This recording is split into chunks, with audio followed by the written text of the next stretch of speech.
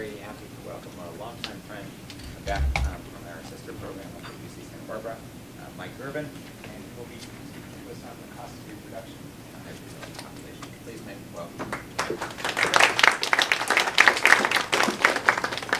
So thank you very much, Dan, for having me back. A ghost thank you to Sarah Matthew for switching with me. Last minute snafu, travel plans to make my schedule. Thank you. I was told clarifying questions only, if for no other reason, I guess while you're shoveling food into your maw, you don't choke. So yeah, thank you all for coming. And I still think Beck is probably the best speaker series I've ever seen. It's my third time here, I think, over the years, and so I'm glad to come back. And I appreciate that you think I actually have a third talk worth of material. It's actually the exact same talk I gave 5 years ago. See if anyone notices. That's why I didn't want you to film it 5 years ago. So I'm going to do it now. All right.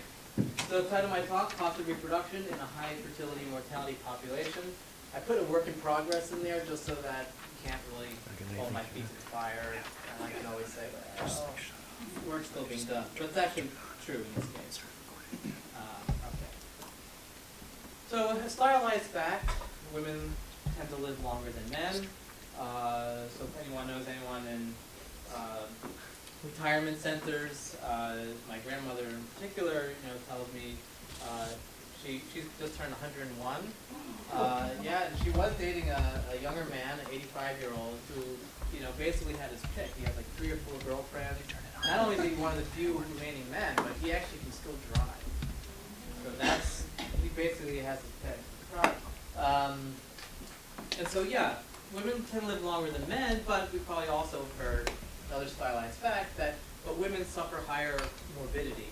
You may have also heard that the female bias of longer lifespan than men tends to be greater in developed countries than in low-income countries. And so we're going to talk a little bit about this and focus on, well, one obvious difference between men and women is women bear the physiological cost of reproduction and men don't. And so maybe there might be something there, as Clark, now I'm going to say it, there might be a there, right? Yeah. There might be a there focusing on reproduction. And so certainly evolutionary theory has something to say about this for thinking about sex differences and thinking about within female differences in the effects of reproductive effort on health and survivorship. Probably this audience is well familiar that living a long, healthy life may or may not be the best strategy if that comes at the cost of not reproducing. And so under a wide range of scenarios, you might expect natural selection to prioritize some reproduction over just living a long life.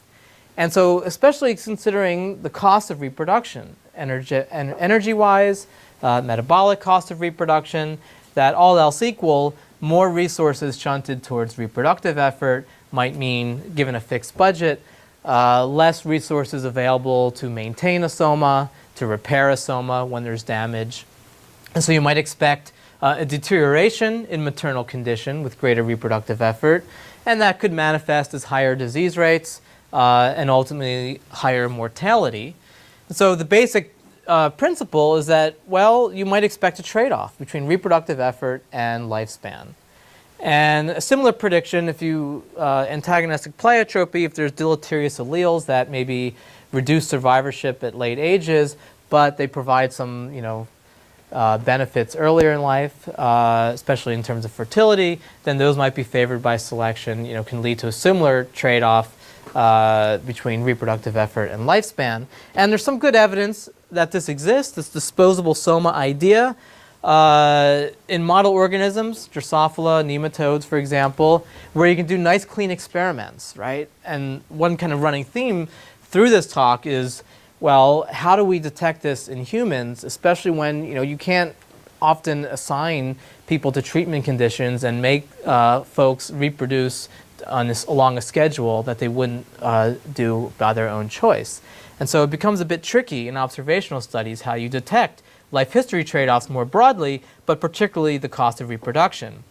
One recent paper from Verpi Luma's group last year was using anyone's seen the Utah population database? There's millions of people in there.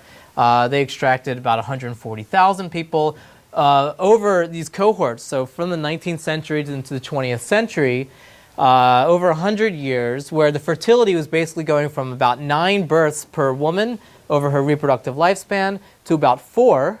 And at the same time, lifespan had increased. So this is the life expectancy at birth from 68 to 77. And they argued that during this time period that the life expectancy went from men living longer than women on average to women living longer than men as the fertility was declining. And they tried to link that up, that as fertility was declining, essentially male life expectancy wasn't changing that much, but where the sex gap was increasing was really because women were living longer post-reproductively as the fertility was declining. And from their model, the difference between having 1 kid and 15 meant an extra 6 years that women were living. Now, granted, this was interesting and consistent with that general idea that reproduction might be costly. And that was kind of a later study coming from a longer tradition. So in the late 90s, early 2000s, probably the first paper was in Nature, Westendorp and Kirkwood, using historical demographic samples. And this was a British aristocracy, and they showed that lifespan and fertility were inversely related amongst those who lived to age 60. Now, it got critiqued a little bit afterwards because, one, the aristocratic sample was a bit low fertility, and also some questions about the genealogies and whether they were complete.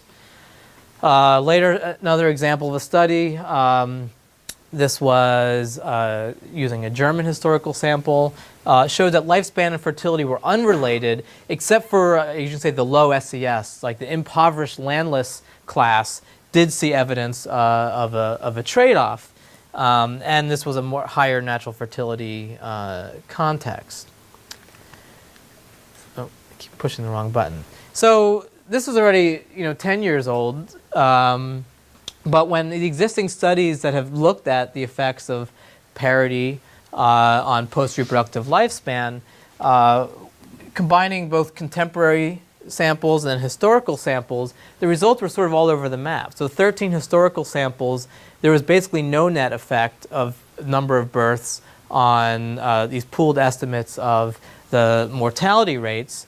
If anything, it seemed to go in the opposite direction, that having higher parity might mean you were less likely to die. And then in contemporary, pegged to, say, baseline here of having 2 kids, that, on average, if you had more kids, there was some tendency towards higher mortality, but you can see there's also the opposite. But also, if you had fewer than 2 kids, that there might also be a higher risk of mortality, not suggesting of a trade-off, but perhaps some phenotypic correlation that I'll talk about right now, which is an old idea that maybe some individuals who are only having fewer kids, maybe they're not. There's more going on there than just having few kids, which would suggest a lesser of a cost. Maybe there's a reason why they only had 1 or 2 kids. And this, from one of the earlier, from 1900, and from the Proceedings of the Royal Society, one of the co-authors you might recognize, Carl Pearson of Pearson correlation fame. So even back in one of the earliest studies at trying to look at the relationship between the duration of life and the number of offspring, I highlighted here in yellow, of 2 women who both lived beyond 50 years, the longer lived is likely to have had before 50 the larger family. Recognizing this general aspect of phenotypic correlation, that people in better condition might be able to afford the burgers and the fries. They can afford to live longer and maybe also to have a larger family. Now, one of the most recent, I guess, renditions of trying to look at these trade-offs was GaN Young, again with using the Utah study, the same Utah population database, but combined with two Quebec studies, also again 19th century to 20th century, natural fertility context. And what they were able to do is actually use the same methods, same sampling strategies, same analytical methods, and they did have, a fancy way of trying to correct for mortality selection, basically that if you're looking at post-reproductive lifespan, well, maybe there's an effect of parity on whether or not you survive to age 45 in the first place. They made some correction for that, and they basically showed in the three samples that lower parity and also a higher age of last reproduction were all consistent with greater post-reproductive survival, and they were about the same magnitude of effect. So that was at least suggestive. So of course, that's all about mortality, and why might there be a relationship between reproduction and mortality? And certainly, there's an obvious thing. Well, factors increasing mortality. And these would be factors that literally can increase the risk of death at childbirth and shortly after childbirth. So placental abruption, hemorrhaging, eclampsia, some obstructions, some infection, etc. And while certainly that can increase maternal mortality, that's not exactly what's sort of implied by the cost of reproduction, thinking about depletion in your ability to kind of maintain the soma and repair damage. That's more about these kinds of potential effects. Depletion of energetic reserves, some malnutrition, more anemia, bone demineralization, osteoporosis, perhaps greater fracture risk, compromised immune function during successive pregnancies. At least in Western contexts, some evidence of some greater likelihood of cardiovascular disease, potentially greater risk of cervical cancer with greater reproductive effort, and also just post-physiologically, I guess you can say, if there's additional wear and tear just from higher work effort, needed to feed and care for offspring after they're born, that could increase mortality. But we shouldn't also neglect there's factors that could be lowering mortality. Social support and resources you might get from children later in life, and also some reproductive cancers that you might have lower risk if you are spending more of your reproductive life pregnant or breastfeeding. Now, this is linked to this older literature from the 60s called maternal depletion syndrome. And it stemmed from observations, especially in Papua New Guinea by Jolifin Maddox, that this long, intensive reproductive career can impact mom's ability to basically replete herself over successive reproductive bouts, where there's a high cost over each reproductive bout. And some observations that the number of kids a woman had was inversely related to her nutritional status, often measured by different anthropometrics. Then there was one, study that came up in Lesotho, Jane Miller and Rebecca Huss-Ashmore, that actually showed, well, using similar kind of study design, that, higher body mass index, triceps fat, if anything, were increasing with parity. So not evidence of depletion, but potentially the opposite effect. Actually, I'm going to go back to that in a second. And a number of studies basically say, yes, there's some evidence of maternal depletion, and others that say no. But almost all of these studies, first of all, you can see the dates. They're a little bit old. They're all cross-sectional. They're all relying on just parity, and they're not really taking into account breastfeeding or the timing of reproduction, the pace of reproduction. And they're also relying on just one or two simple nutritional indices, anthropometrics. So certainly a way of thinking about over a reproductive bout that, here's your energy balance from, say, from birth to birth. And if you're in situation A, you're net neutral. B, you might even be, positive energy balance. Maybe you could end actually positive too, in which case you might be expecting someone to gain weight over successive pregnancies. And under C, scenario C, you're a bit depleted, while you're breastfeeding, but then you replete back up. D would be a situation where you might expect some depletion. E, maybe you're non-repletable because you're just, malnourished and never able to get back up. So this brings me then to thinking about, it was like slide 15, my questions for the day, is trying to unpack some of the mortality and look under the hood a bit. So how does women's health compare with men's, where infections dominate, as opposed to the chronic non-infectious disease that we know is responsible mostly for deaths in high-income countries? And to what extent do repeated bouts of reproduction affect survivorship, health, and physical decline? I'm mostly focused on the blue here, mainly because we've been impacting mortality, so it's a bit harder to study as an outcome. And asked, does having had more kids, and perhaps more quickly, lead to worse nutritional health and worse health overall? And some lessons here, maybe given the limitations of observational data, is it even possible to detect evidence of depletion, cost of reproduction in the first place? All right. So just kind of winnowing in, just if you want to see the data, it was easy to get, so I thought it was nice, instructive to see. At the country level, across 180 countries using most recent data, yes, women, the E0, your life expectancy at birth, is definitely female biased. The average is about 5 years or so, but like all but 1 or 2 countries have higher female lifespan than male lifespan. And it tends to be the case that if you just, this is from the Human Development Report, so I know this is hard to see. The symbols are going from low to high development, as indicated by literacy, and actually they incorporate some of mortality in there as well, but it's sort of a heuristic. But if you just draw little regression lines,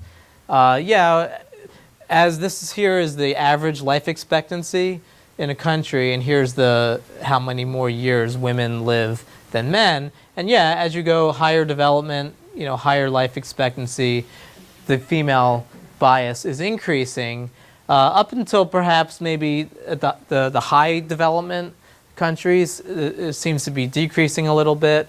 And because at the country level, we also know this is sort of macro, right? There's lots of things that differ between countries. And throwing some relevant things, it is true that total fertility rate and maternal mortality rate are both highly significant predictors of the female bias. And in a regression problem, of course, with a lot of these data, right, is that everything correlates with everything, right? GDP correlates with each of these things. But when you throw them all in the same regression, at least, it is consistent with this idea that reproduction might matter, that higher fertility and higher maternal mortality rate are both responsible for some of the female bias. And that if you account for the higher fertility and higher maternal mortality rate, it can reduce some of the sex difference. And they were the two most important things in the model. But again, this is fairly macro, so it's hard to really make some strong inferences from it.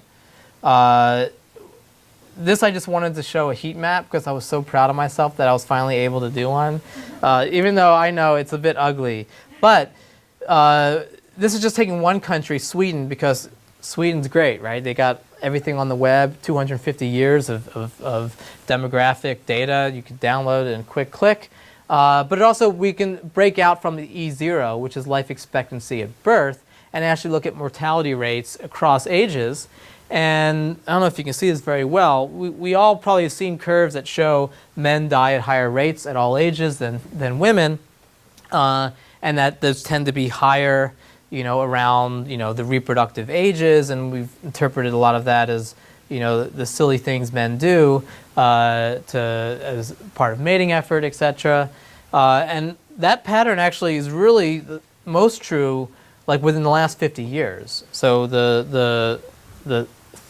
threefold higher male mortality rates is really confined to within the first 50 years. And if you go back further, when presumably fertility was higher, there's still a bit of a male higher mortality, but it's much lower than what we're most familiar with. And this has actually been shown, of course, after I did this, I saw someone did write a paper on this a couple of years ago in 13 countries, and it was basically showing similar patterns. So yes, higher male mortality than all ages, especially when fertility was a bit higher. But the fertility patterns, unlike the Utah study, doesn't track the sex difference once you break it up into this age-specific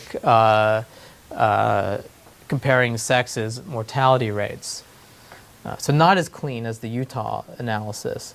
Now I threw here just for kicks, looking at, there's only a couple hunter-gatherer groups where we actually have the mortality data by sex, and of course the samples are quite small. This is the Aceh of Paraguay and the Hadza. I can say anything about the Hadza, right? Because Brian's not here yet to criticize me. And they actually tend to show a similar kind of pattern of higher male mortality rates. I didn't actually smooth it just so you can kind of see. It's a bit messy. But, higher male mortality rates, in spite of the fact that an Aceh woman has about 8 births over her lifetime, and the Hadza, I think it's closer to 6, I believe. So higher mortality in males, not in females, across those ages. All right, so that takes me then. Next, I'm going to focus more on the population I've been working with for about 20 years almost, the Chimani, the Bolivian Amazon.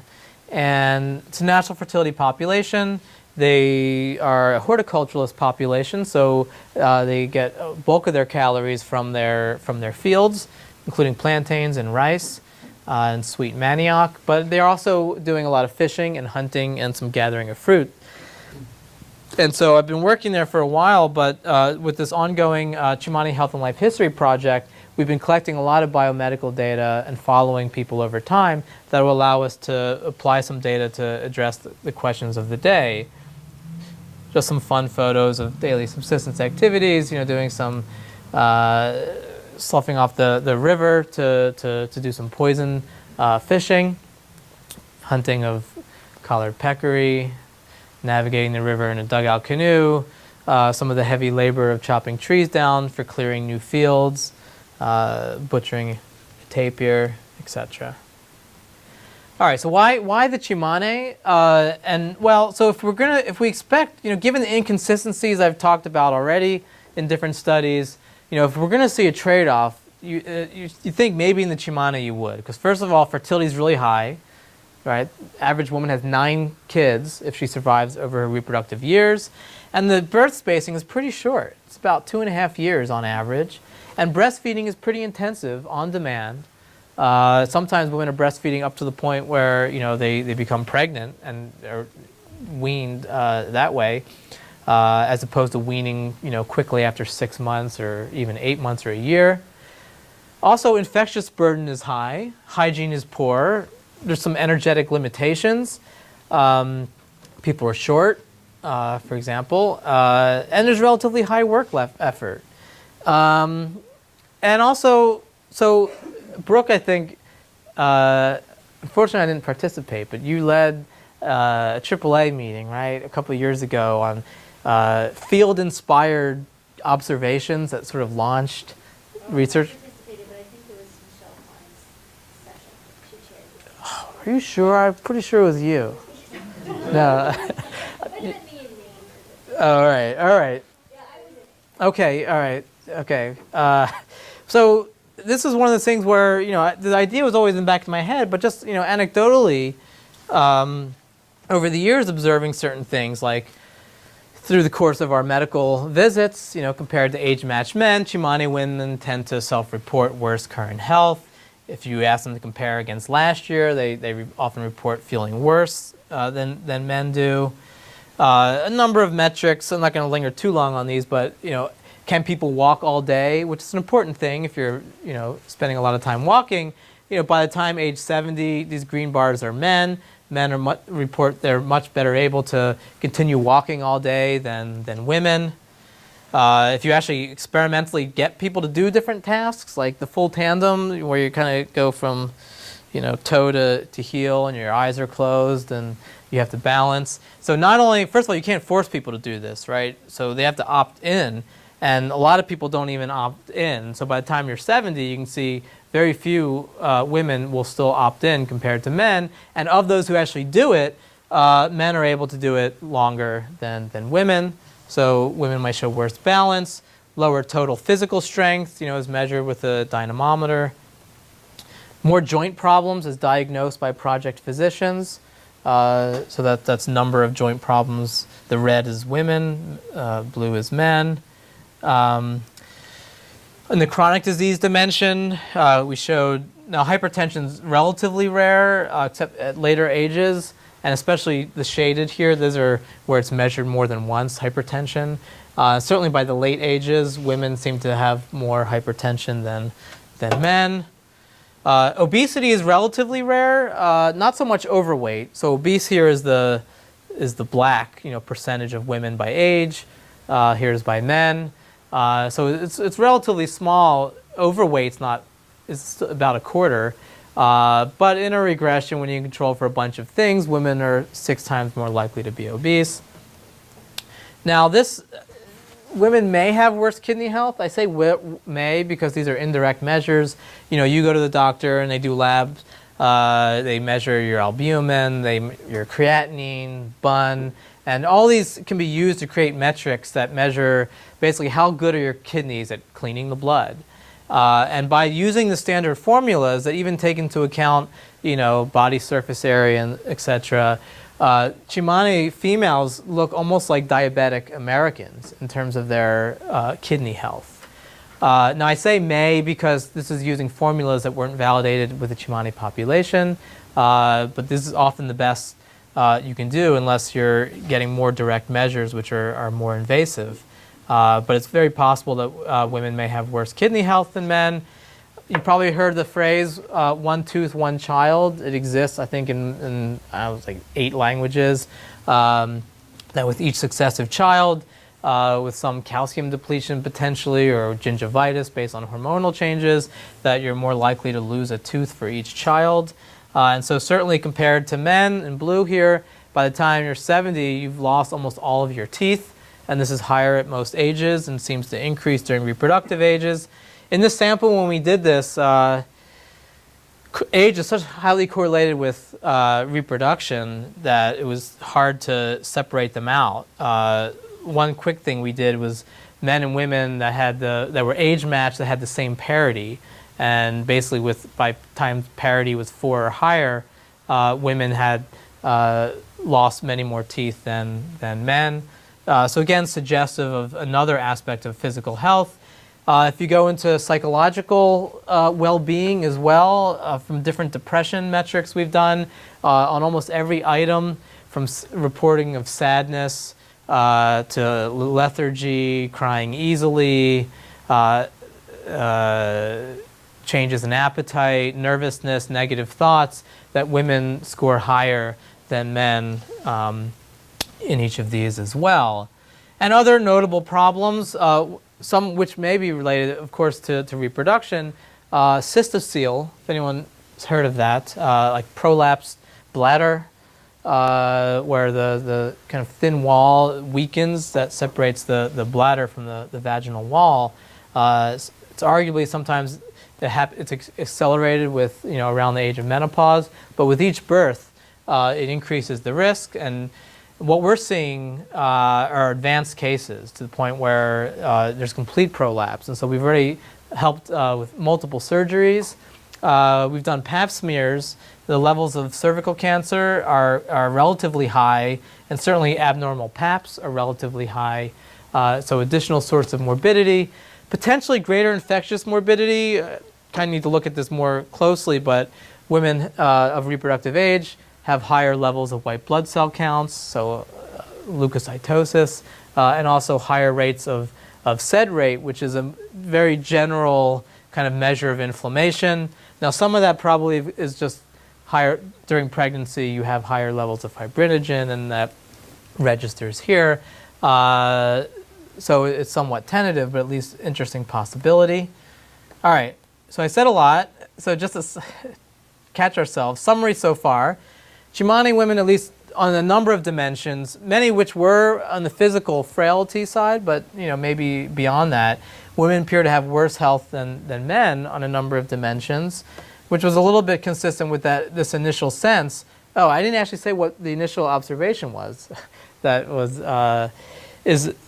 when people would just ask men and women their ages, like when doing a census, when physicians, they ask the question again, even though we have the information, and almost invariably, and these were Bolivians who were doing this as well as other Americans, they would think that women were about like 15 years older than what the demographic methods seemed to indicate that their age really was. And they were always off, there was always off a little bit this way or that way, but it was definitely a consistent that people were overestimating. They thought women were much older than they really were compared to, say, men.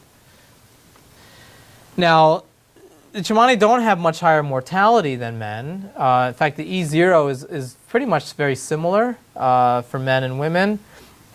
Certainly if you go by age 60, women are living a few years older than men. But it is true that we found that during the reproductive years, women show a 35% higher mortality rate than men. Most of that difference being in the age range of 26 to 39, where it might be about 50% higher. And then by age 60 or so, men are 50% more likely to die than women. So again, this is more consistent with potential maternal mortality. And we actually tried to estimate maternal mortality. And granted, it's small numbers, but we get an estimate of 700 over 100,000 births. There haven't been 100,000 births. It's just the standard metric. And that's higher than, I think, like 94% of countries if you compare that on a larger scale. So yeah, there is higher maternal mortality. But our differences among women due at all to differences in, say, reproductive effort. And this is where, see, this is a good, going back to the same people. Now, granted, the lighting is different, right? This looks like a doctored comparison, like the before the weight loss plan and after. But here's a 19-year-old in 2003, and if I didn't tell you her age, I don't know, maybe you would say, yeah, she looks about, that's 7 years older, 26 years of age in 2010. But she had already had 3 kids by then. So I have a sample of women, which is small by most national sample standards, but by kind of this type of population context, it's probably one of the biggest. And I separated out women who are still reproducing versus the ones who had finished, and so we got about almost 600 women, almost 300 women in the latter, and they've been observed over multiple times throughout the years. So just to kind of give a clue, if we just make these horrible spaghetti plots that just show trajectories of different anthropometrics, women who have kind of had sustained declines in weight, it's only about 8%. So before even like looking at reproduction per se, and increases is actually 30%. And most women tend to fall in this like oscillating, it's up, it's down, it's up, it's down. And this is true whether you focus on weight, whether you look at body fat, whether you look at BMI, it's giving a similar picture. So if we winnow in a little bit closer, then to show you the same thing, we focus on a few biomarkers where, so hemoglobin, so an indicator of potential anemia. And actually, if I draw the black lines, these are sort of these clinical cutoffs. So below here would be women who are in the anemic range. So it's a bit of a mess. Above here, this would be women with elevated white blood cell count that might be indicative of some bacterial infection, for example.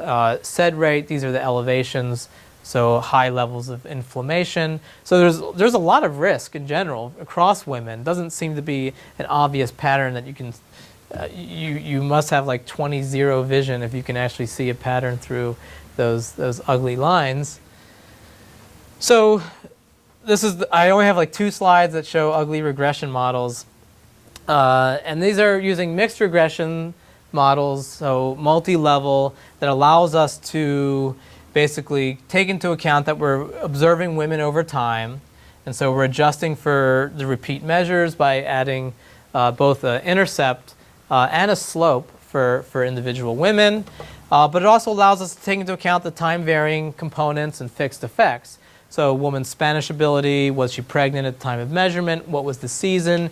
Because our observations here are the anthropometrics, because that's when they're going through the clinic. So then we have to sort of figure out the timing of their birth and their pace up to that point. And so we're able to take into account the parity at the time of measurement, what her pace of fertility is up to that point, and then we allow the interaction of those two. And so first of all, a couple things. This is weight, body fat, and then BMI of the women aged 15 to 44. So the older you are, you're basically, the main effect of age, you're heavier, more fat, higher BMI. Age of first birth, if your first birth was earlier, then you might have been a bit heavier. So at the time of observation.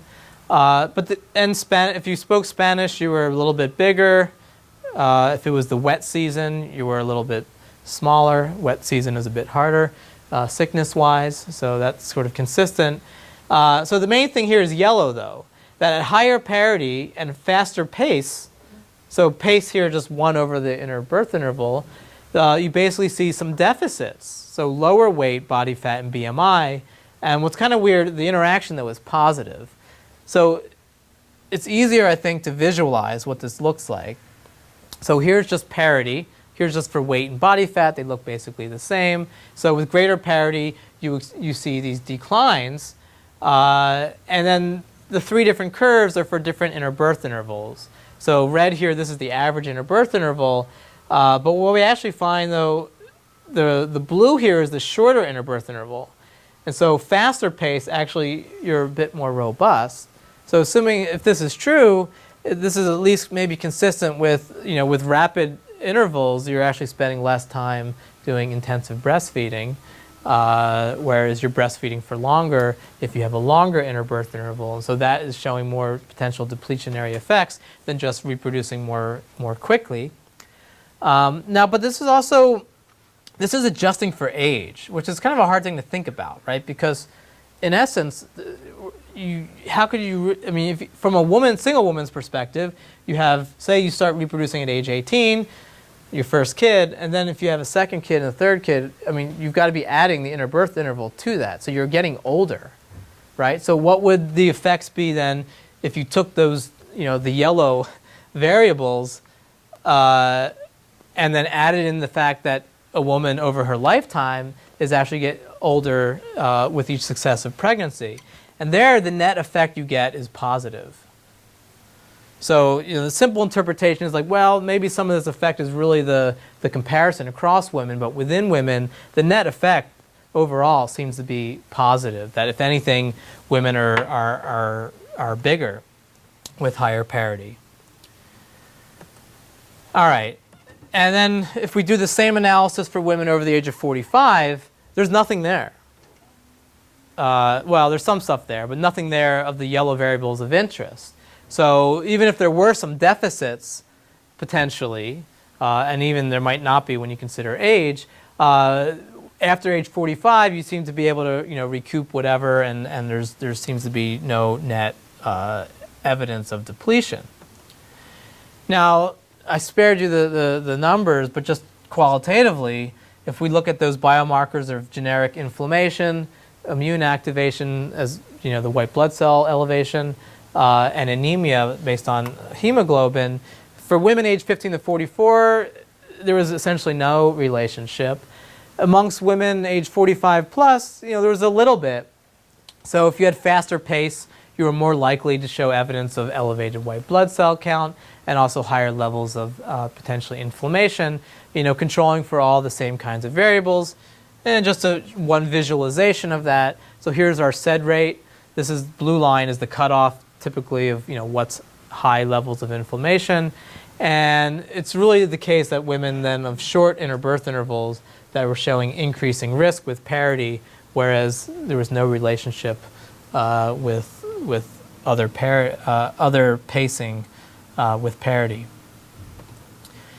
Now, one question might be, well, but what about the mortality selection? If women are dying in childbirth, then maybe maybe they would have had like compromised low weight or low body fat, and you're eliminating that out, and which is always a possibility. We tried to look at this just over the study period, whether parity or pace was predicting the probability that a woman died by the end of 2012.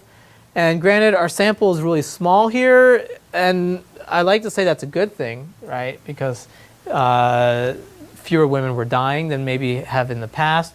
And certainly our medical team has been involved in a lot of emergency hospitalizations that I think hopefully have maybe had some effect.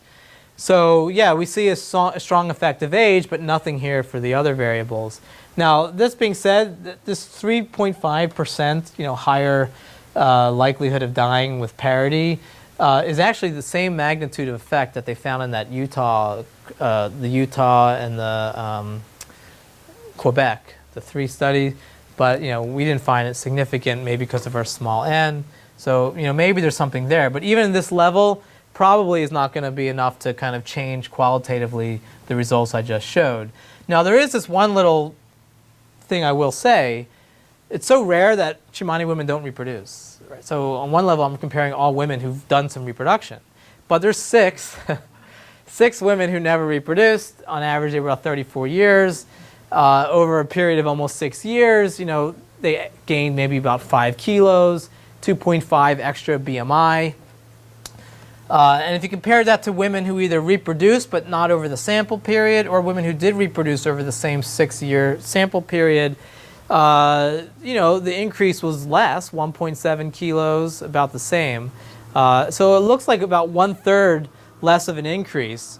So maybe there is something there. It's just I don't have enough women who are not reproducing as part of the sample. All right. Now everyone with me so far? Does anyone want to? Well, no, I don't want to open the floodgates yet. All right.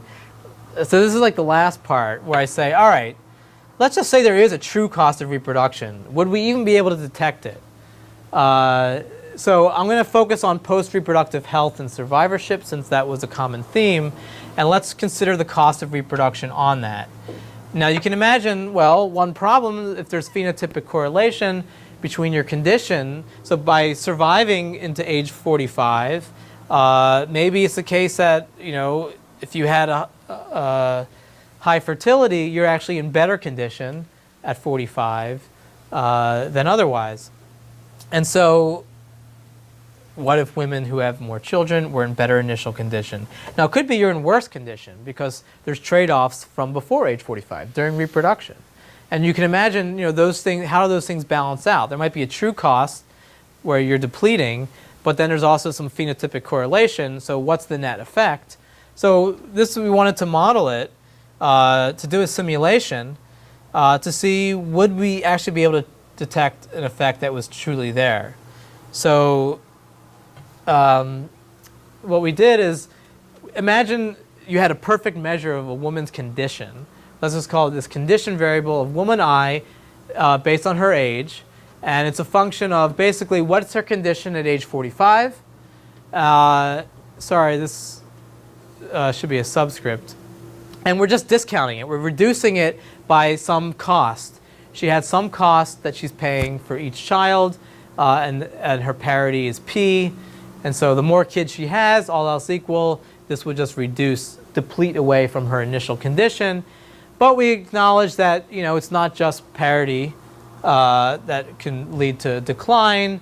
Eventually, the Grim Reaper catches up with us, and so you've got some other effects, environmental effects, aging effects, whatever you want to call it, that we just throw into this DI, and then we just allow some noise.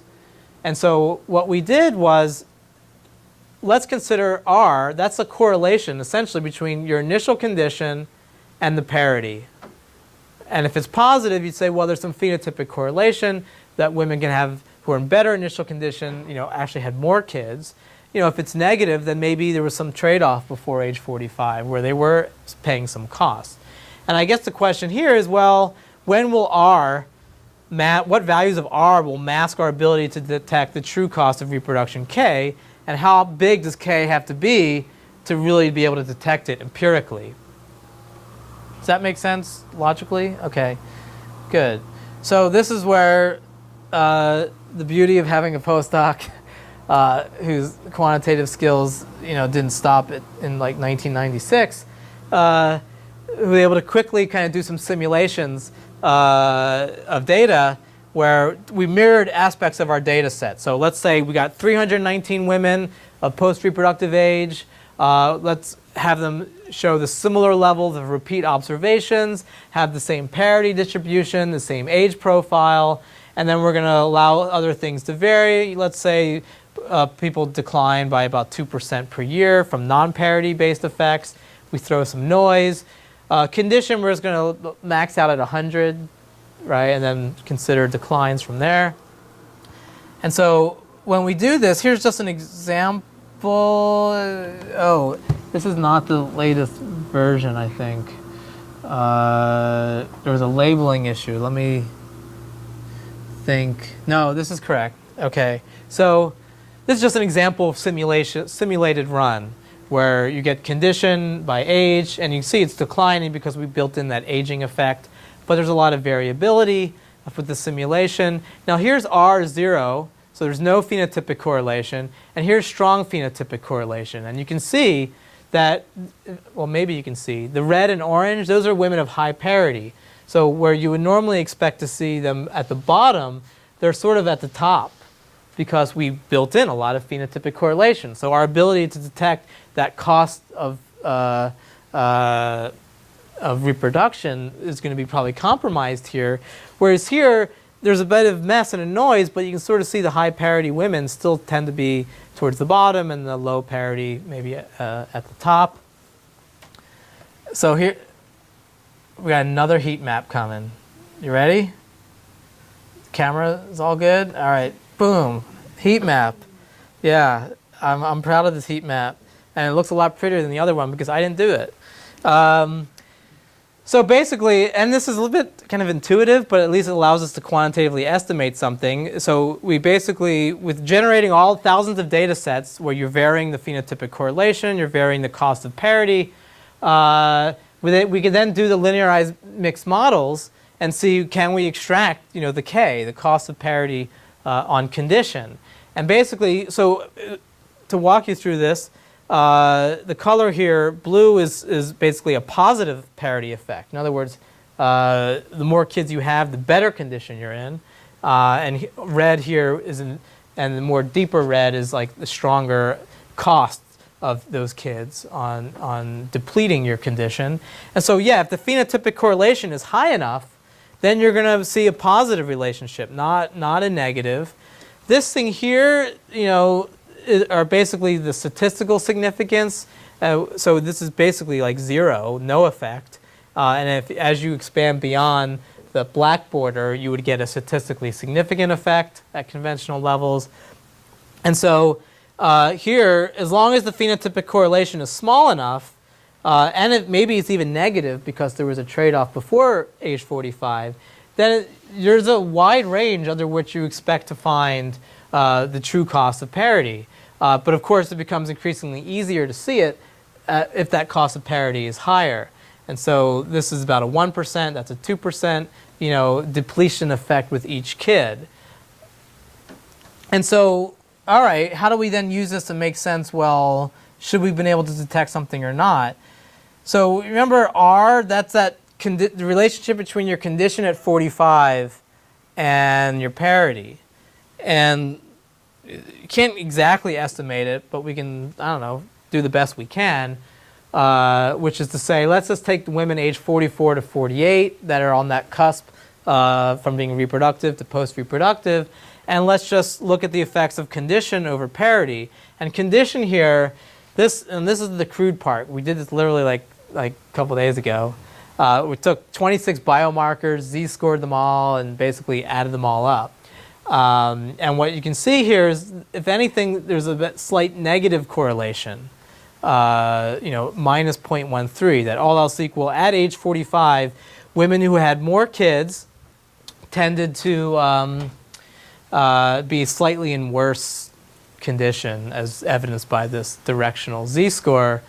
For simplicity, we didn't consider the pace just for this. So then if we kind of say, all right, well, in that domain of r minus 0.13 or so, you basically can see you can pretty much, we should have been able to detect costs of reproduction that were fairly low.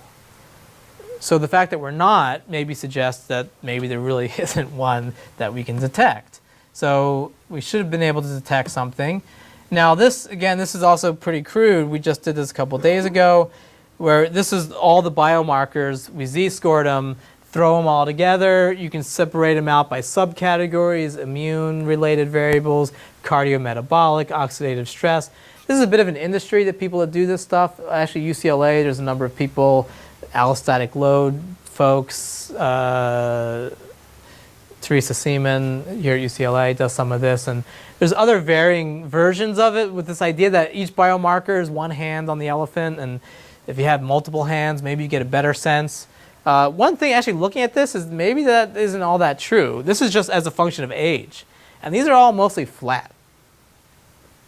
Now probably if we did it a little bit differently, maybe we'd get something a little bit different, but over these biomarkers, it doesn't seem like, the original, I think, quest of biomarker work was to find that biomarker that was going to be more revealing about biological age than age itself. And this clearly shows, even with multiple biomarkers, age is way better, probably predictor of underlying risk. And certainly if you had to go from this to like death, it's hard to go from that to death. So that's probably a whole subject of a whole other talk of like, well then, all right, it's clearly nonlinear relationship between underlying condition and death. Maybe this is true in a population where most, over half of deaths are from infection, not from, cancers and heart disease and strokes. So maybe we see less directional impacts here, changes in condition. But just to show you, when we just quickly looked at those same metrics as a function of parity, pace, whatever, throw some other variables in there, we basically found nothing. No effects of the reproductive variables. All right, so this is now the end, the last two slides. So why repeated bouts of pregnancy and lactation over the lifespan? Either they're weak or they're neutral. Sometimes it's the opposite effects on nutritional status and health. And you argued that if we were going to find it, this might be the best case. Well, now that here I'm pulling the wool over your eyes. I said TFR of 9 should mean that we should see the cost, but maybe they're a reasonably well-fed population. Short IBI and high fertility might be evidence of reasonably good condition for nutritional status and lower breastfeeding. And I'll show you some evidence that might be true. In humans, and Chimani here are no different, where we have data on this that when you're pregnant and breastfeeding with small children, you're actually working less, and so you can reduce your work effort compared to some of our primate cousins that might have to work more to be able to supply the needs of the new baby. And of course, food sharing, support during pregnancy, lactation, and extended household clusters are helping to buffer these high costs, and so maybe this is allowing human females to reproduce at lower costs. And also kids themselves might help reduce their own costs if older kids can help at the nest. Now there might be some level of mortality selection and phenotypic correlation that is still unaccounted for, but it doesn't seem like the amount that would have to exist would be way higher than we ever typically probably observe to reverse qualitatively what we found. So women may maintain the soma. Another possibility, maybe they're just reducing the investment in the offspring. So maybe kids are smaller. Higher parity birth might be smaller and worse health. That's something we're investigating now, and there's a little bit of evidence I think we might find for that. but don't quote me on that exactly just yet. One thing I just wanted to show you, because it was maybe a little surprising, we did just look at diet based on all these 24-hour recalls. And if anything, so there's by age the caloric intake. On average per day, the Chimani eat more calories than your average American. Now this NHANES data, there's some question if it underestimates how much Americans really eat. But if anything, they're doing pretty good. And if you say, well, what percent of women actually, and these are women, what percent of women eat below like 1,000 calories a day? You know, it's like 5 to 10%. Below 500 calories a day, very few on a day-to-day. So actually relatively little. This is not boom and bust type, you know, hunter-gatherer situation. Now, that's all calories. If we focus on fat and protein, it was hard to know what cutoffs to use. But this is just fat less than 20 grams a day, you know, 20 to 30%. So fat is more limiting, perhaps. Protein less than 50 grams a day, you know, 15% or so. So yeah, there's maybe a little bit more shortages, but not a ton. So this is consistent with that women are reasonably well fed. Even when looking at trade-offs between, you know, if a woman has many more births, do we see fewer kids surviving?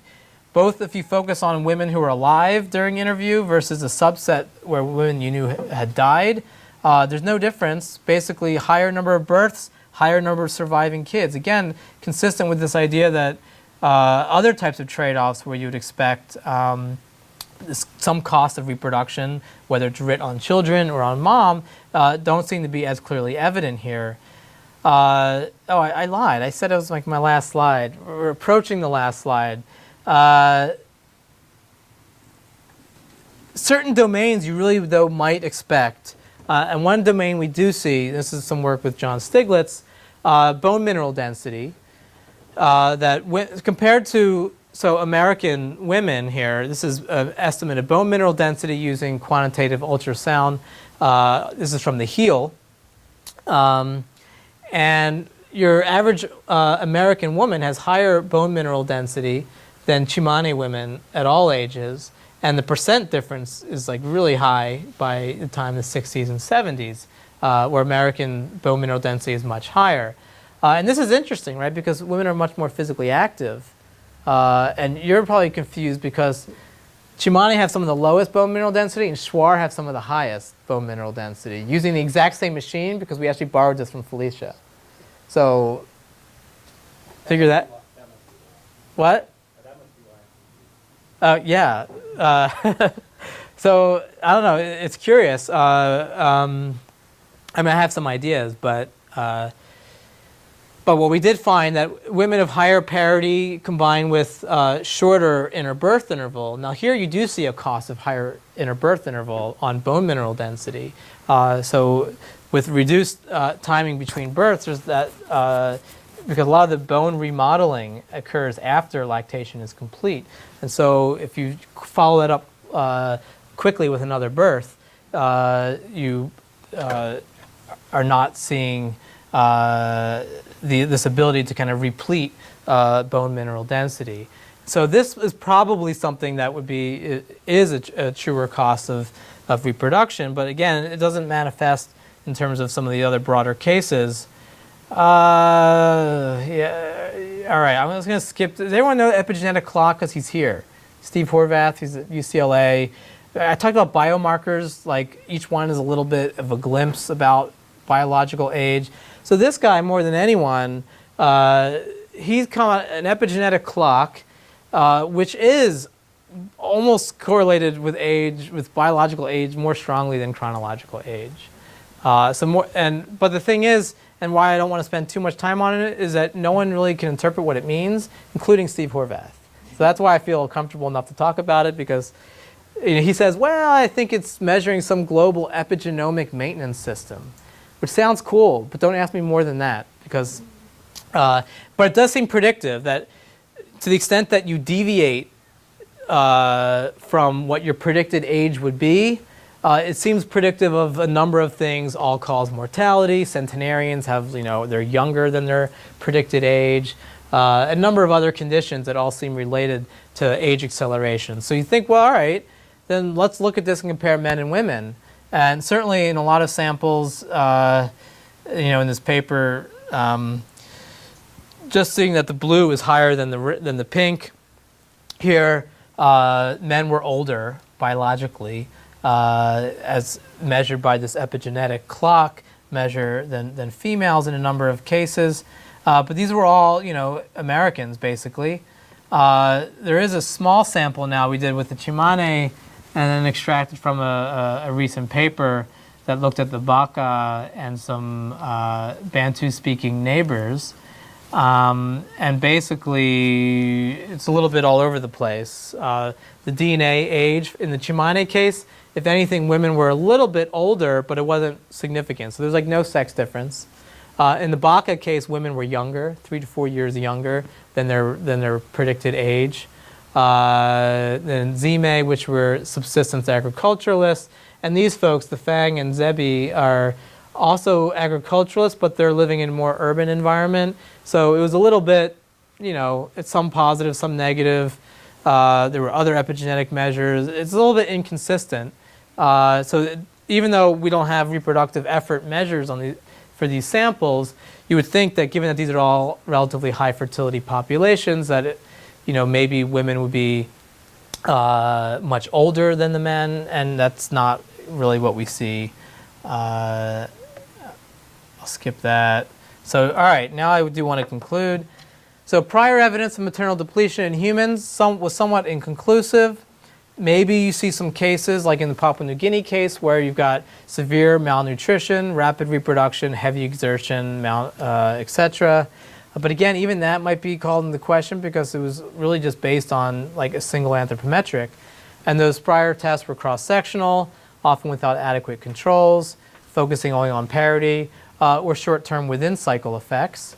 So we do find some evidence of some short-term effects within cycles, on nutritional status and over reproductive lifespan, but at least certainly by the time you reach age 45, condition is improving, and it seems to be outweighing whatever effects of greater pace and parity might have borne on you.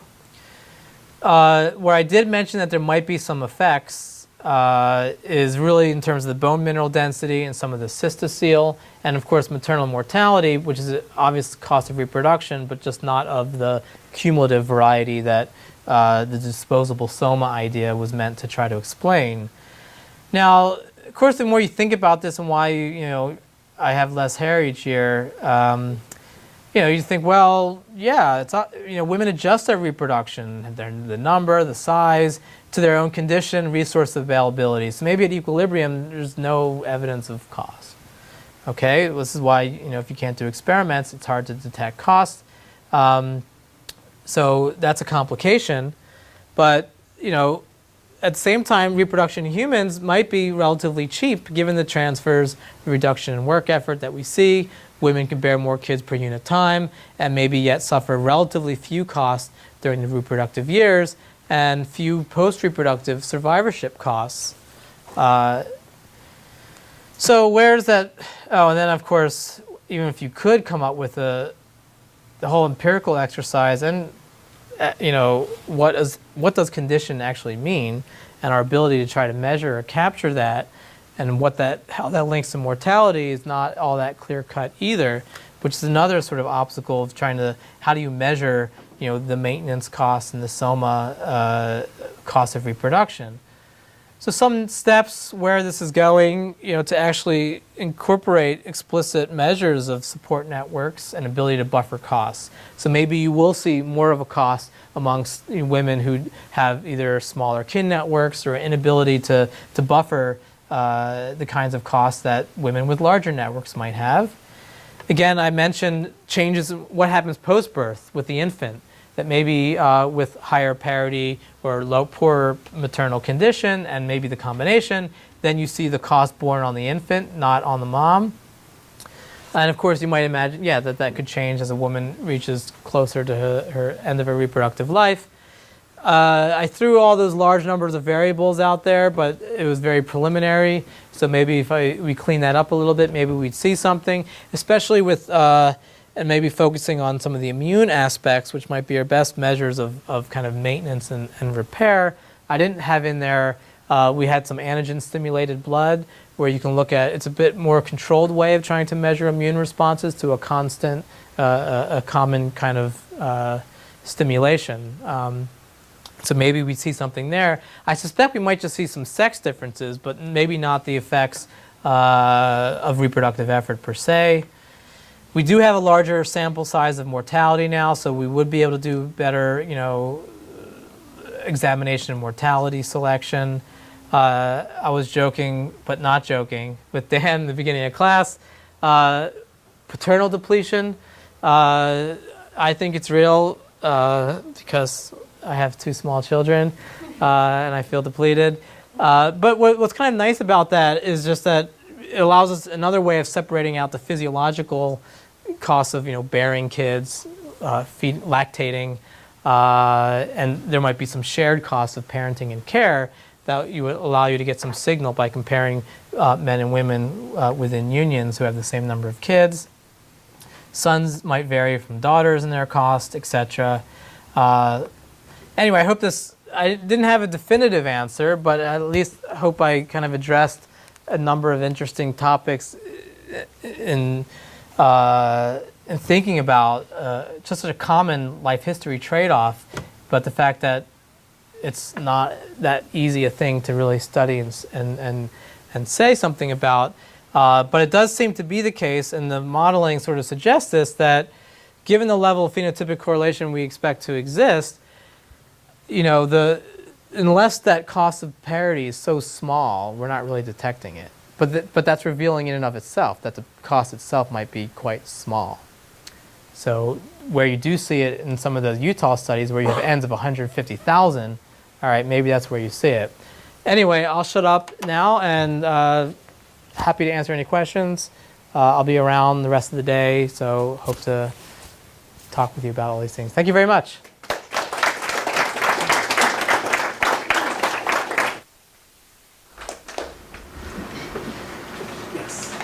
So I was wondering, I think you were referencing this before, what scales did you, or what did you use to get the body fat and the bone mineral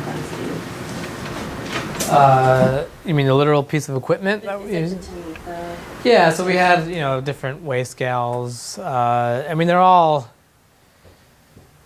the body fat is all bioelectric impedance, unless we actually did do the caliper-based stuff, and they were pretty highly correlated, and yet there was more inter-measure error with that, so we kind of did away with that in favor of the cruder bioelectric impedance measures. They're noisy, but that is one of those cases where I think our N is big enough that if there's something there, we should see it. Well, I was actually just reading, so did you use the scale that has the segmented body fat? Parts of it, yeah. We did change the scale a little bit. Well, did you? Oh, sorry. Maybe this is something we can talk about later. I'm just curious about these. Well, I don't buy. I think that it deceives you in thinking you have better data than you really do, because those are all just indirect estimations as well. Well, I don't know if the trunk body fat percentage correlates with DEXA really well. I think given the limitations of time, sorry. this is a down in the weeds question that Okay. maybe we can discuss later, since there are a lot of other hands. Okay, Brooke. This is super interesting. So I was just thinking a little bit about the differences between pregnancy and lactation, and so one of the differences is that you have more behavioral control over lactational behavior than pregnancy, right? And so I was thinking about the comment you made about women often choosing to wean during pregnancy. And so like with HIMBA, that's probably the number one reason that women get for why they wean as well as pregnant with the next baby. Yeah. And so if there is this kind of calibration that women are doing in order to optimize minimize the level of depletion, right? Then they may be making decisions about when to wean based on some signals about fatigue or weight loss or things that they may be able to detect. Something like bone mineral density they may not be as easily able to detect.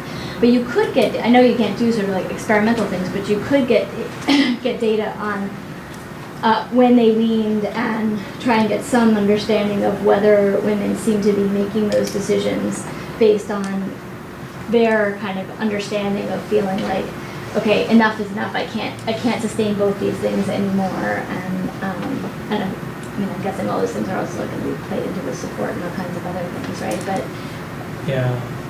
I mean, do you think, is it more rare that they are pregnant, that they wean during pregnancy, or is that pretty common? No, I think it's the same thing, where the number one reason, Melanie Martin focused on that more explicitly, and yeah, she got pregnant basically is the number one reason why they were weaning. And it's interesting.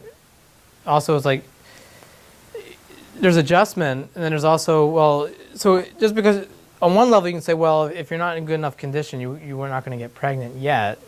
But like, is there a middle ground where you actually can still get pregnant, but that doesn't mean there's no cost, right? You're not necessarily fully repleted in a variety of ways. So whether women's breastfeeding decisions are kind of contingent on her own condition, I think are interesting to think about. Especially if you've got different costs and benefits to complementary feeding that would vary across the cult, right? Like if you've got a pretty good access to complementary foods, then the cost to the infant is not going to be that great, whereas in other places, Yeah. Well, it's interesting too. I mean, Chimani talked about like that kids will wear you down, and they're also thinking about just kids running around and feeding them, of course. But women do talk about like, lots of kids, life is hard, we get old quickly. They'll say that, and now I have to communicate this and be like, well, actually, maybe not.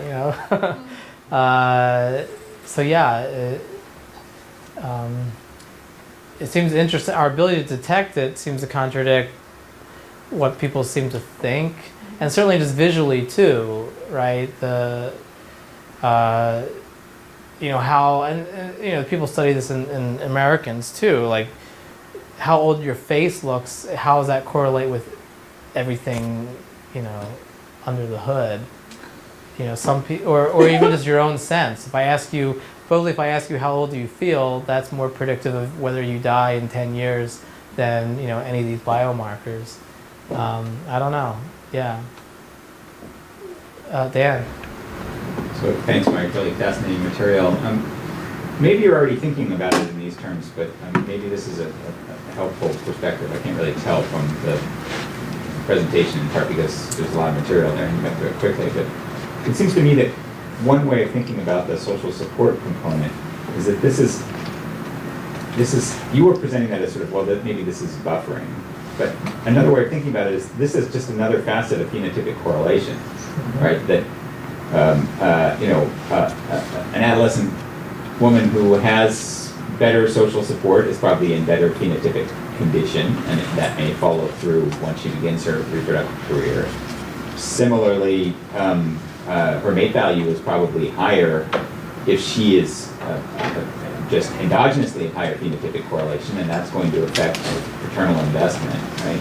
So you would expect all of that to track together in a way that just complicates the goal you're trying to achieve with your analysis.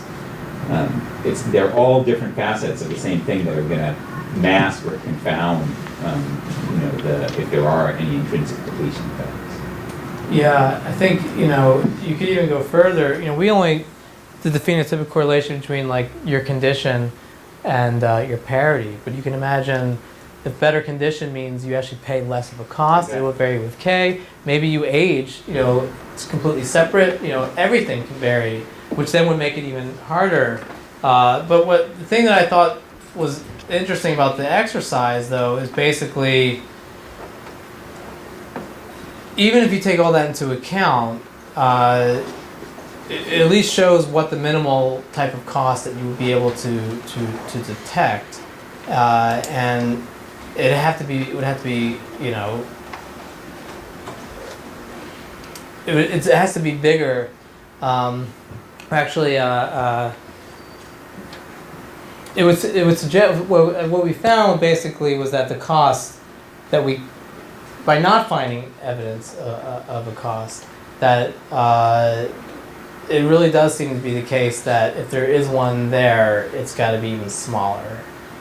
Even taking into account these multiple types of phenotypic correlation. And I do agree, I think you could add the social buffering, other aspects, which is probably, again, I mean, why are you in better shape to begin with, right? Because you're from a well-fed family, everyone is, productive and whatnot. And so the true phenotypic correlation, maybe if you take all these things into account, maybe that would, and we're probably actually, that was the next step.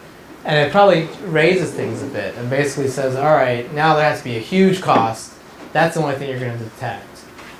I hope that's not entirely true, but it just seems like with all that phenotypic correlation, in spite of that fact, if the cost were truly high enough, you would still see even women in the best condition expressing that cost. The fact that across 15 kids, you're still not seeing it. Oh, but if they had 20, it's like, all right, fine, but that's the lengths you have to go. That's pretty amazing in and of itself. But presumably that is under some reaction norm of kids. Hunter-gatherers tend to have typically the average across a lot of populations is closer to 5 or 6. There's quite a bit of variability. Certainly, we're used to like the Ache and the Hadza might be on the higher end, but the Kulin a bit on the lower end. No hunter-gatherer really is at this high level, which is another reason why I thought maybe again we would see it. But oh wait, the fact that they're able to do it means they're probably not going to see it. And so I was running around a bit in circles. Anyway. I would just add to that very briefly that just as Brooke was saying, women may be adjusting through weaning decisions. Family members can be doing the same thing, right? Partners and natal family members can be allocating investment differentially to women as a function of need, which is going to increase the buffering effect. Yeah. So it's going to be very hard to tease it apart. Yeah. Yes. So I was wondering a little bit about, I think one of your sort of final next step questions, which was about the sort of composition of child sex. Right, so I was just wondering, I guess, two things. One, whether you had any data on birth order, sons versus daughters. If you have daughters earlier, maybe they're providing more support for younger siblings, but also about the increased sort of caloric contributions that children might be making for food processing or anything else. I just don't know that much about what's going on. So like as you have 10 children, are they like pulling their weight plus, or and particularly how that relates to sex? Yeah, so those data exist. I just haven't looked at it yet, and you're right. I think there's a lot of interesting dynamics. I think that would be important to explore. Certainly, with each additional kid, some costs are increasing linearly, some maybe super linearly, but others, not as much, right? Like if you already can't do a certain activity because you're watching one kid, then watching another kid, doesn't take away from the fact that you still can't do that other activity.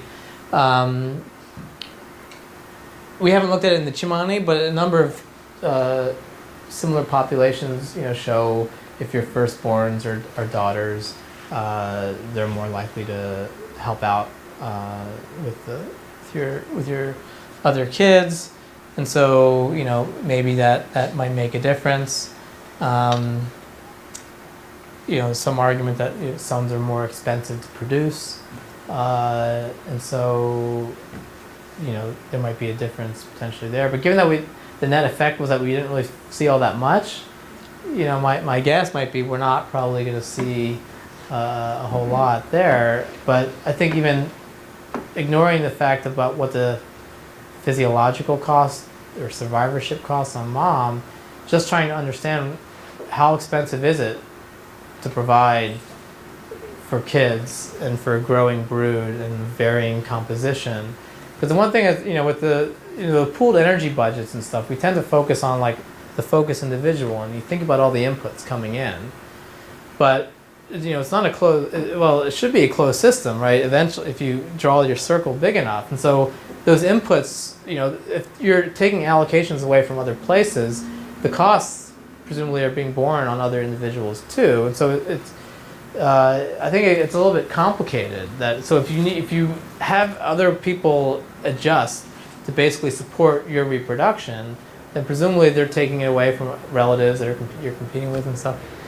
So when you look at groups and clusters of groups, and then the pooling of labor and other things, in the end, at what level are costs really being saved, and how are the benefits being distributed, and does that manifest in a way that all women of reproductive age somehow are doing better off? I mean, it's well known in a lot of hunter-gatherer groups, for example, that there's certain norms, like in meat distributions, that pregnant females get served first, right? Which that works great if you're a pregnant woman, but even if everyone, your wife, your kids, everyone's finished reproduction, but you still buy into that system, and you still see those kinds of norms where all reproductive women are benefiting from that.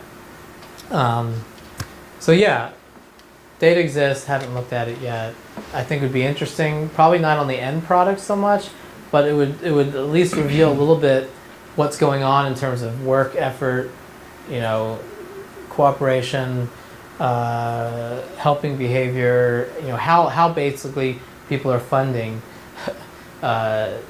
child growth, development, survivorship, etc.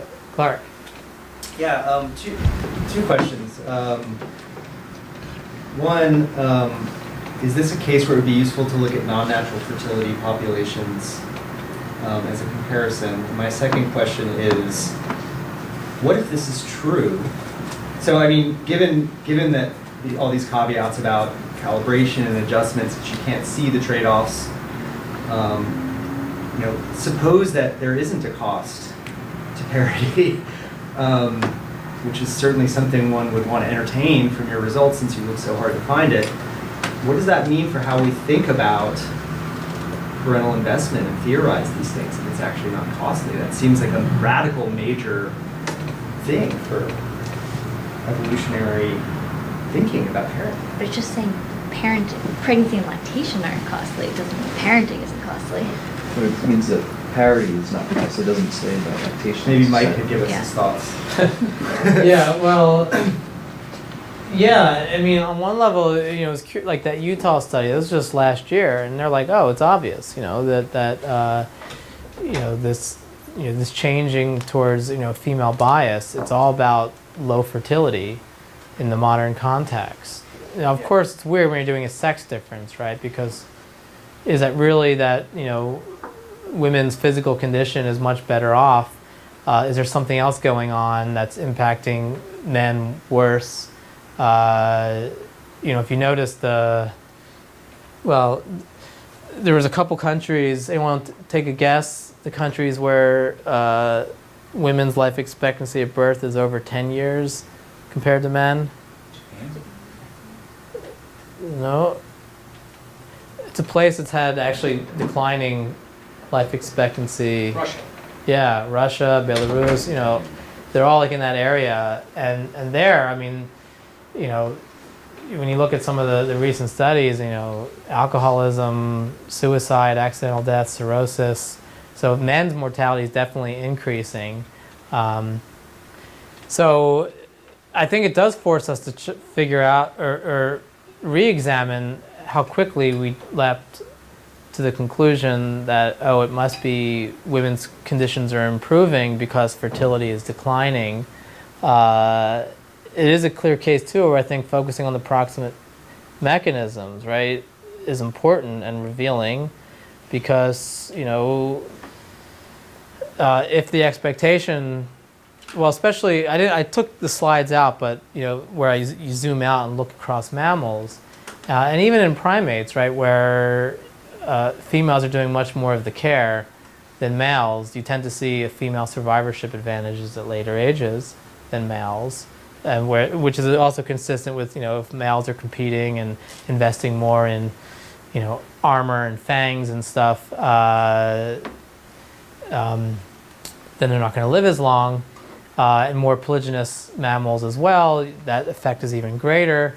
And so it does suggest something, with biparental care, inputs from both sexes, and that in some places and contexts, where warfare is high, you'll see high levels of male mortality, and probably, if you had great data, more polygynous populations, maybe you're going to get a greater sex difference. But zooming in specifically on this aspects of the contributions due to female fertility, I think there's less there than we thought before. And I remember talking to some folks who specialize in maternal physiology, and they're like, well, yeah, of course we knew this.